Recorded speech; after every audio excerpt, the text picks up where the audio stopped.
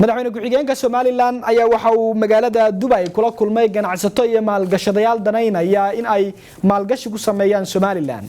madaxweyne ku-xigeenka Jamhuuriyadda Somaliland Mudane Cabdiraxmaan Cabdilaahi Ismaaciil Seelici oo socdaal ku jooga wadanka Isutaga Imaaraadka Carabta ayaa waxa uu kulan la qaatay qaar ka mid ah ganacsatada iyo waliba maalgashadayaal caalami ah kuwaas oo ku soo booqday hoteelka uu madaxweyne ku-xigeenku ka degan yahay magaalada Dubai. kulankaasi waxa ku wehelinayay wakiilka Somaliland u fadhiya wadanka Imaaraadka Carabta Munir Abdullaahi Abu Site,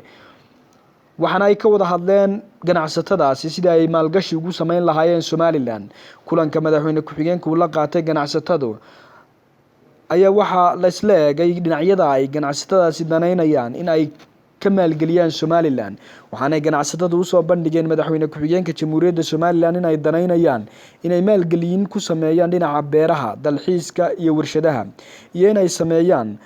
gudaha dalka ka sameeyaan hoteelo waaweyn oo casri ah maadaama ay Somaliland haatan tahay goob istiraatiiji ah isla markaana dawladaha caalamiga ay danaynayaan in ay soo beegsadaan horumarinteeda.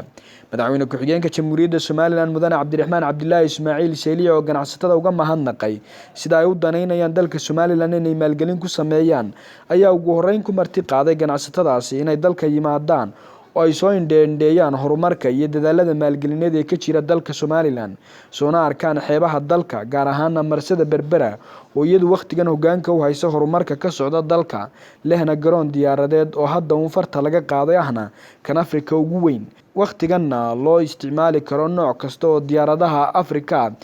inteeda kalena looga faa'iideysan karo dhinacyada ganacsiga. warkan oo lagu baahiyay bogga Facebook ee madaxtooyada Jamhuuriyadda Somaliland ayaa sidoo kalena waxa lagu sheegay in kulankaasi gabagabadiisii uu ku soo dhamaaday isfahan iyo xiriir wanaagsan oo dhex maray ganacsatada caalamiga iyo waliba Jamhuuriyadda Somaliland. Karim Saciid Saalax, Telefishinka Cable, Hargeysa.